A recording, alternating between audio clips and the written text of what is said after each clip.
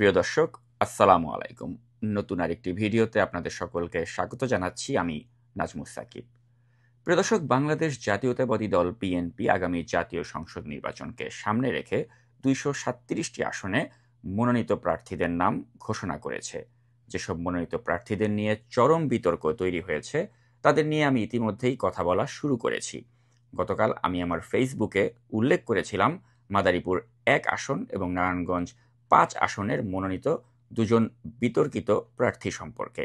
এদের মাঝে একজন, অর্থাৎ মাদারীপুর ১ আসনের মনোনীত প্রার্থী কামাল জামান মোল্লার মনোনয়ন ইতিমধ্যেই স্থগিত করা হয়েছে। তবে আরেকটি আসন, অর্থাৎ নারায়ণগঞ্জ ৫ আসনের আওয়ামী দোসর হিসেবে পরিচিত বিতর্কিত ব্যবসায়ী মাসুদুজ্জামান মাসুদের ব্যাপারে বিএনপি এখনো পর্যন্ত কোনো পদক্ষেপ নেয়নি। তবে আমরা আশা করব নিশ্চয়ই এই ব্যক্তির বিরুদ্ধেও যথাযথ পদক্ষেপ নেওয়া হবে এবং তার মনোনয়ন স্থগিত করা হবে। প্রিয় দর্শক, আজকের এই ভিডিওতে আমি যেই দুর্বৃত্তকে নিয়ে কথা বলতে চলেছি, তিনি ইতিমধ্যেই বিএনপির পক্ষ থেকে নোয়াখালী ৫ আসন থেকে মনোনয়নের সবুজ সংকেত পেয়ে গিয়েছেন। এই ব্যক্তির নাম মোহাম্মদ ফখরুল ইসলাম। ৫ আগস্টের পর দলীয় কোন্দলকে কেন্দ্র করে চর এলাহি ইউনিয়নের সাবেক চেয়ারম্যান এবং বিএনপি সভাপতি তোতা চেয়ারম্যানকে হত্যা করা হয়। জানা যায় এই ফখরুল ইসলাম নিজে আওয়ামী সন্ত্রাসী কান রাজ্জাককে দিয়ে তোতা চেয়ারম্যানকে হত্যার পরিকল্পনা করে। এ ঘটনার পর তোতার ছেলেও ফখরুলকেই দায়ী করে মিডিয়াতে বক্তব্য দেয়। এ পর্যায়ে চলুন আমরা দেখে নেই সেই ভিডিও ক্লিপটি। যিনি আমার বাবার হত্যার হুকুমদাতা, তিনি আসামিদেরকে আশ্রয় প্রশ্রয় দিচ্ছে এবং এবং তিনি তিনি যদি আমরা বলি আমার বাবার, আমরা বিভিন্ন ভাবে আমাদের কাছে বিভিন্ন তথ্য প্রমাণাদি আছে, আমাদের কাছে বয়স আছে। যিনি আমার বাবার মামলার হুকুমদাতা বা নির্দেশদাতা, তিনি হচ্ছে ফখরুল সাহেব, যিনি নোয়াখালী জামাত থেকে এসে বিএনপি দাবি করতেছে নিজেকে। তিনি এই সকল সন্ত্রাসীদেরকে তিনি অর্থ যোগান দিয়ে এবং এই আমাদের বিরুদ্ধে ষড়যন্ত্র করছে, মিথ্যা মামলা করছে এবং সকল খুনিরা জামিনে এসে এই খুনিরা সকল দেখবেন সবাই তার আশপাশে থাকে। তো প্রিয় দর্শক, যেই প্রার্থীর বিরুদ্ধে একটি খুনের অভিযোগ উঠেছে, তাকে নির্দোষ প্রমাণ হওয়ার আগেই মনোনয়ন দেওয়ার মাধ্যমে বরং একটা খুনকে বা হত্যাকাণ্ডকে জাস্টিফাই করা হচ্ছে বলেই কিন্তু আমরা মনে করতে পারি।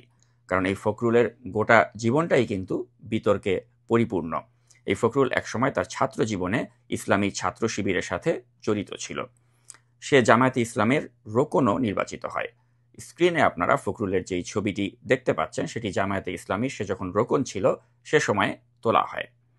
তো ফখরুলের সাথে জামায়াতের এই সম্পৃক্ততার কারণেই কিন্তু বিএনপি থেকে তার মনোনয়ন লাভের পর অনেক জামায়াতের যারা সমর্থক তাদেরকে ফেসবুকে উল্লাস করতে দেখা যাচ্ছে।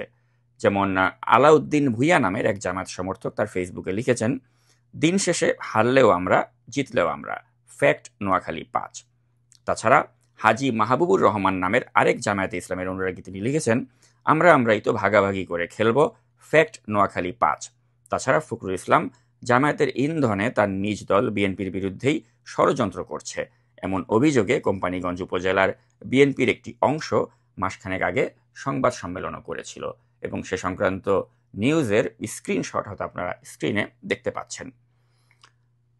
প্রিয় দর্শক, ২০০১ থেকে বিএনপি এবং জামায়াতের জোট সরকারের শাসনামলের সময় জামায়াতের অন্যতম আর্থিক প্রতিষ্ঠান হিসেবে পরিচিত পেয়েছিল Far East Life Insurance Company এবং এই প্রতিষ্ঠানের চেয়ারম্যান নিযুক্ত হয়েছিলেন এই বিতর্কিত Fakhrul Islam. Far East Life Insurance কোম্পানির লুটপাট এবং দুর্নীতির অন্যতম বেনিফিশিয়ারি বা সুবিধাভোগী ব্যক্তিটি হলেন এই ফখরুল ইসলাম। আপনারা হয়তো নানা সময়ে ফার ইস্ট বিমা কোম্পানিতে ফখরুলের নানা অপকর্ম নিয়ে পত্র পত্রিকাতে সংবাদ দেখেছেন। তাছাড়া এই ফখরুল পদ্মা ইসলামী লাইফ ইন্স্যুরেন্স কোম্পানির চেয়ারম্যান থাকাকালীন সময়ে ফ্যাসিস্ট হাসিনার অন্যতম অর্থ পাচারকারী এস আলম গ্রুপের কর্ণধার সাইফুল আলম মাসুদের ঘনিষ্ঠ ব্যক্তিতে পরিণত হন। মাসুদের টাকা পাচারকারী চক্রের অন্যতম সদস্য ছিলেন এই ফখরুল ইসলাম। আপনারা এতক্ষণ স্ক্রিনে যে ছবিগুলো দেখলেন, এটা হচ্ছে মাসুদের সাথে ফখরুলের ছবি। তো মাসুদের ক্রাইম পার্টনার হওয়ার কারণেই কিন্তু পদ্মা ইসলামী লাইফ ইন্স্যুরেন্সের দায় পরিশোধে শত কোটি টাকা দিয়েছিল এই বিতর্কিত এস আলম গ্রুপ।